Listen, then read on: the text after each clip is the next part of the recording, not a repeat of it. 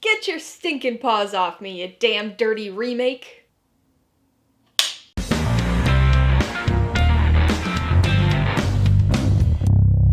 Hey everybody, welcome to Mainely Movies. Continuing my Planet of the Apes review series, today I'm going to be talking about the sixth film in the franchise, 2001 sci-fi action remake, Planet of the Apes. If you're new here, please consider subscribing for a variety of movie-related content, like reviews, rank lists, and trailer reactions.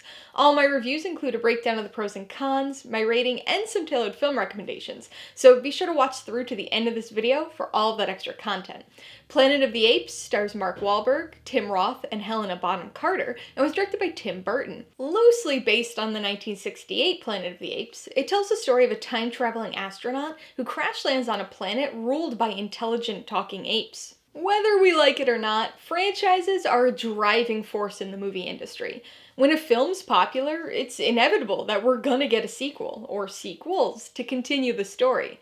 These days, we get a lot of legacy sequels, when the rejuvenation of an older film or franchise seems lucrative. But that type of approach didn't used to be quite so common, and so instead, 20 years ago, remakes were the norm.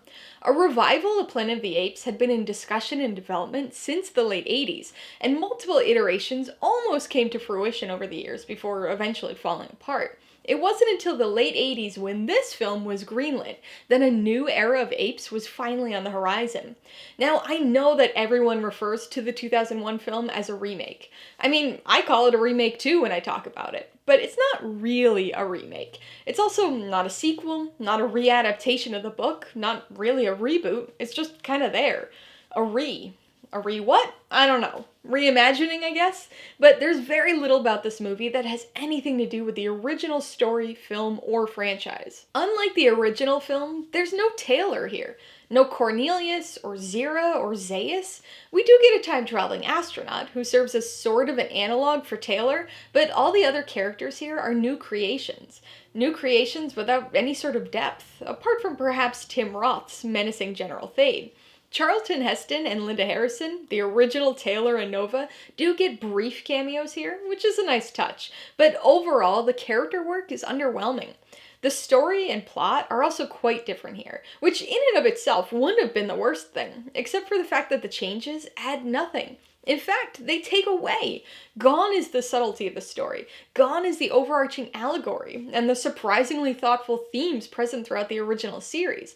In perhaps the strangest change decision, the humans on the Planet of the Apes can all talk. That not only makes their subservient position a bit confusing, but also renders Davidson, the Taylor stand-in, pointless to the story, because there's nothing remarkable or different about him. The script is surprisingly messy, bouncing haphazardly from one plot point to the next, with very little rhyme and even less reason. The addition of a different twist ending that makes no sense in the context of the story only adds to the disappointment, as this mishmash of ideas results in a dull, boringly hollow sci-fi action B-movie that feels like a shell of the original franchise. There were a lot of factors that contributed to the quality of the output we got here, including the studio's inflexibility regarding the release date, but perhaps the biggest contributing factor was Tim Burton himself. Love him or hate him, he's definitely got a very distinct and recognizable style that he brings to most of his movies. He drops his typical gothic fantasy thing here, but the rest of his style remains. The quirkiness, the Danny Elfman score, the intentionally and excessively artificial looking sets and production design, it's all very Burton, but all very not Planet of the Apes. Frankly, he was a baffling choice of director for this film. Not sure who would look at him and his previous work up to that point and think, hey, this guy would be a great choice to remake Planet of the Apes. While Burton doesn't really make much sense here, the decision to go with Rick Baker for the makeup and prosthetics was a very fitting one. The makeup work is easily the best part of this film. It's genuinely transformative, and the actors disappear within it.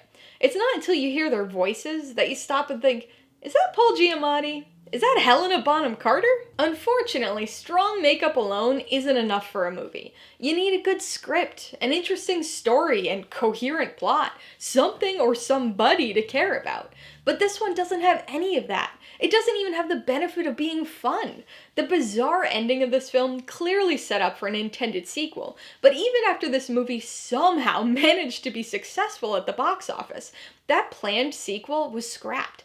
And I've got to say, I can't really blame the studio for that decision. This could have been the end of the franchise. Again. But I think the idea of Planet of the Apes is just too compelling. Still, it's frankly amazing that they took another chance on Planet of the Apes again after this, especially so soon, releasing what would become the first film of the vastly better reboot series a mere 10 years later. Alright, let's talk about the pros and cons. The biggest pro is the makeup. Honestly, Rick Baker's makeup and prosthetic creations are the film's sole bright point, and the only thing about the movie that could be perceived as an improvement over the original film and franchise. After an initial moment of uncanniness, the apes in this film look remarkably realistic. Gone is the rubberiness and unnatural mouth movements, instead replaced by textured prosthetics that almost look like modern CG. The actors completely disappear. If you were shown pictures of these apes and didn't know who was in this movie, you'd be very hard-pressed to identify the actors. It's not until you hear them speak that you realize who's under there, or that there's even a person under there. On the con side, the biggest issue is the script. Everything from the plot to the characters to the dialogue is flawed here. It's a bit unclear what this film is. A remake? A reimagining? But by using the name of the original novel and the 1968 film, it conjures certain expectations of what this movie's gonna be, none of which are met, with the exception of the fact that there is a planet of talking apes. Changing things up isn't the worst thing, but unfortunately, the ways in which the story's changed undermine the themes and point of the franchise, not to mention work to create a boring and haphazardly plotted story. Con number 2 is a bit of a condensed combo: Mark Wahlberg and Tim Burton. The issues behind these two choices, one acting and one directing, are a little different, but they both contribute negatively to the film.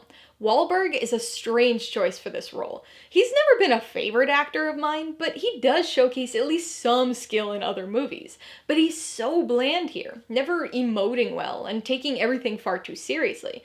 And Tim Burton is an equally strange choice for director here, adding a sense of artificiality and almost camp to the story, but never allowing the themes or meaning to shine through.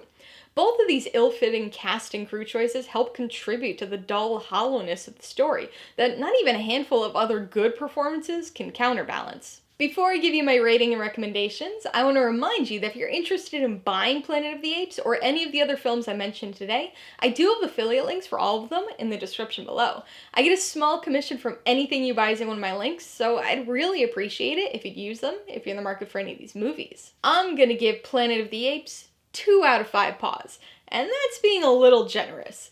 The ape makeup and prosthetics are genuinely good, but everything else about this remake, reimagining, re-something is either low quality or misses the point of the original story, often both at the same time. I would recommend Planet of the Apes to franchise completionists only. People interested in makeup effects might get some enjoyment out of Rick Baker's work here, but that's about all this film has to offer. Existing Apes fans will be bored and frustrated by the changes, and Apes newcomers will have nothing to latch onto beyond a few bizarre images. If you liked Planet of the Apes, I would recommend Charlie and the Chocolate Factory. If you like Tim Burton's book readaptation movie remake here, then there's a chance you'll also like his work doing the same thing with the classic Roald Dahl story. It's weird and over-stylized, and certainly not a movie I personally like, but it's definitely got its fans. If you'd like another poorly received early 2000s sci-fi remake, you might want to check out Rollerball. No apes in this one, but it's another remake that drastically tones down the film's thematic components in favor of increasing the action of the story. And if you'd like to stick with the Apes franchise, you should check out Battle for the Planet of the Apes. Although widely regarded as the worst film of the original series, the humans vs. apes war and the relative dullness of the stories do overlap. Alright, a couple questions for you guys. Number 1, have you seen Planet of the Apes? If so, what'd you think of it? And number 2, who do you think should have directed the 2001 Planet of the Apes sequel? Be sure to leave your answers in the comments below so we can get a discussion going. Alright, so if you got some enjoyment, insight, or information on this review, I'd appreciate it if you'd hit that like button. And if you haven't done so already, please hit subscribe while you're at it to see more videos like this. Till next time, this has been Alyssa with Mainly Movies, the way life should be.